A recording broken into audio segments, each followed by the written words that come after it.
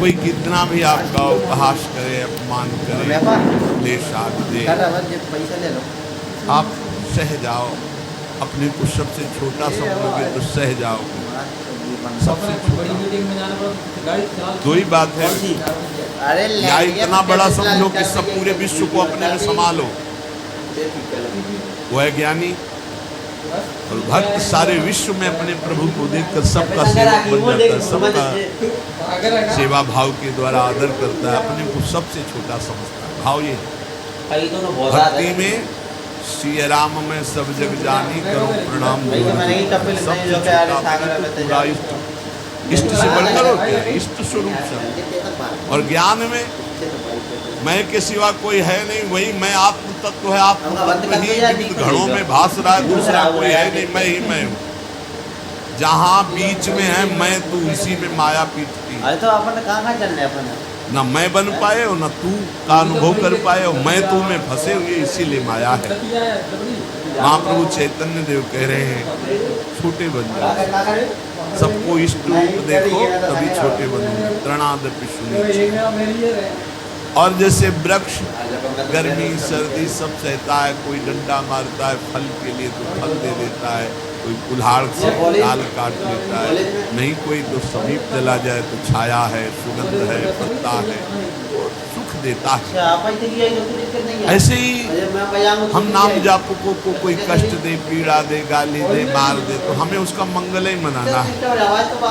हमारा मंगल हो, तुम्हारी भगवान बुद्धि शुद्ध करें, तुम्हारे नाम में प्रीति हो, धाम में प्रीति हो, ऐसी हम अपनी भावना। अमानना मान दे, जब कोई हमारा सम्मान करे हमको लज्जा लगनी चाहिए, लज्जा लगनी चाहिए। हम इस योग ये हमारा सम्मान नहीं, हमारे गुरुदेव इष्ट देव का है। किसी भी भाव से सम्मान स्वीकृत नहीं होना चाहिए। लाखों लोग प्रणाम करें लेकिन आपकी स्वीकृति ना हो अंदर से, कोई प्रभाव नहीं। एक प्रणाम करे स्वीकृति हो गई तो बाधा पहुंच जाएगी। दूसरों को सम्मान दे, स्वयं सम्मान रहित रहे। सब ही मान प्रद आप अमानी, ये बहुत कठिन है। दूसरों को सम्मान देना, स्वयं सम्मान रहित होना बहुत कठिन, लेकिन परम पद भी तो प्राप्त होना है।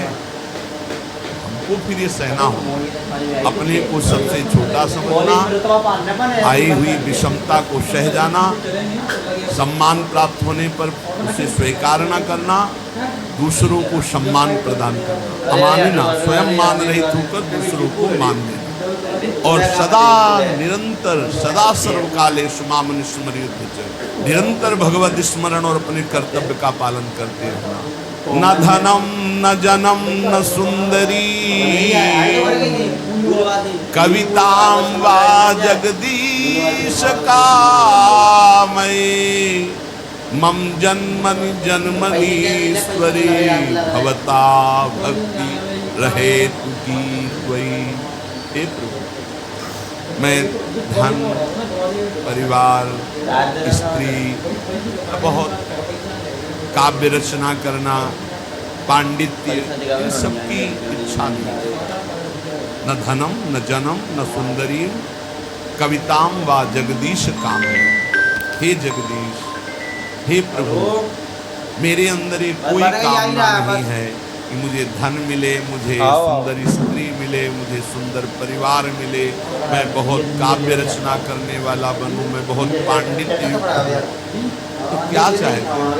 बस प्रभु, मम जन्मनि जन्मनीश्वरी, भगवता भक्ति रहे तुकी त्वयि। यदि हमारे कर्मों के अनुसार हमको फिर जन्म मिले तो आपकी ही भक्ति करूं।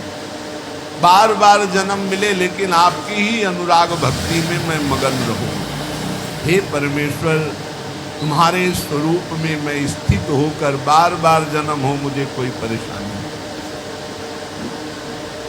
अयि नंद तनूज किंकरम पतितं वाम विषमे भवाम्बुधौ, कृपया तव पाद पंकज स्थित धूली सदसं विचिंतय। हे नंद, हे नंद नंदन, मैं तुम्हारा दास हूं, बस तुम्हारा दास हूं। इस घोर दुष्पार संसार सागर में पड़ा हुआ हूं,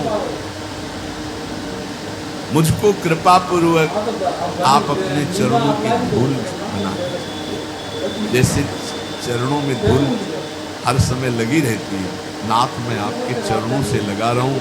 हे नंदनंदन, हे महाप्रभु चैतन्य देव, ऐसी हम पर कृपा की। नयनम गलदश्रुधारया बदनम गदगदरुद्धया गिरा पुलकैर्निचितं वपुः कदा तव नाम ग्रहणे भविष्यति। प्रभु, ऐसी मेरी स्थिति कब हो? मेरे आंखों से अश्रुधारा बह रही हो। नयनम गलदश्रुधारया,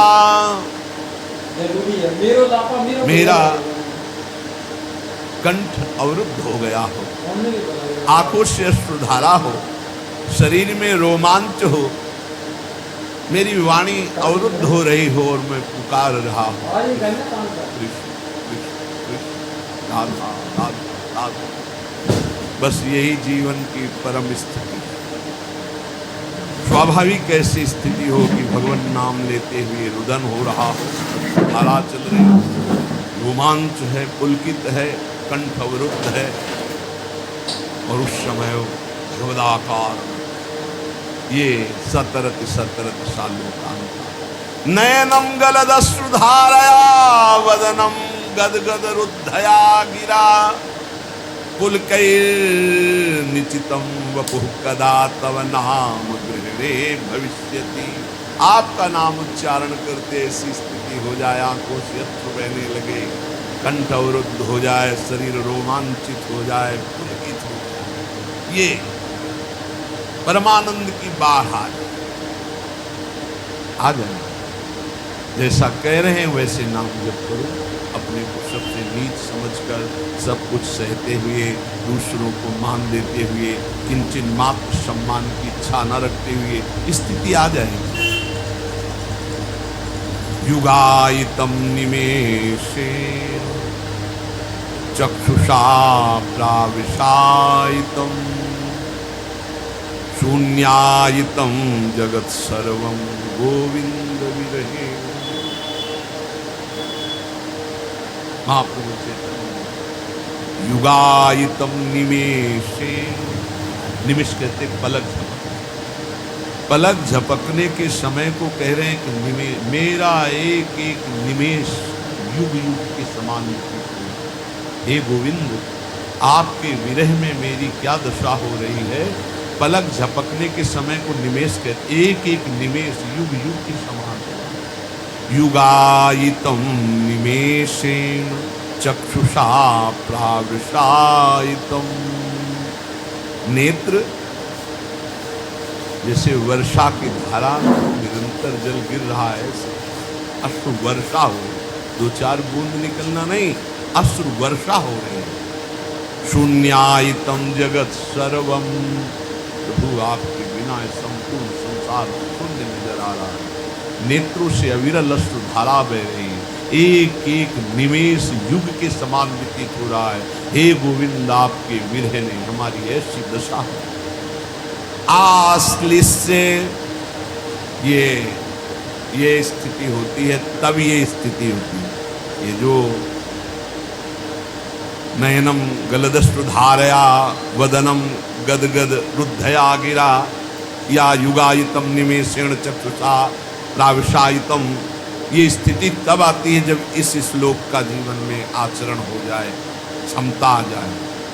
आश्लिष्य वा पादरतां पिनष्टुमा मदर्शनान् मर्महतां करोतु वा यथा तथा वा विदधातु लंपटो मत्प्राणनाथस्तु सएव नापरा। यही चाहिए। मैं आपकी हूं, आपकी हूं, बस आपकी चरण सेवा के सिवा मेरा कोई उद्देश्य नहीं, कोई और नहीं। अब आप गले से लगा लो या लात मार के पैरों से रौंद करके निकल जाओ। आश्लिष्य व पादरताम पिनष्टुमा मदर्शनम नान्मर्हताम करोतु वा। रौंद डालो, गले लगा लो कि आप मुझे अपना मान करके या आप मुझे तिरस्कार करके रौंदते हुए निकल जाओ।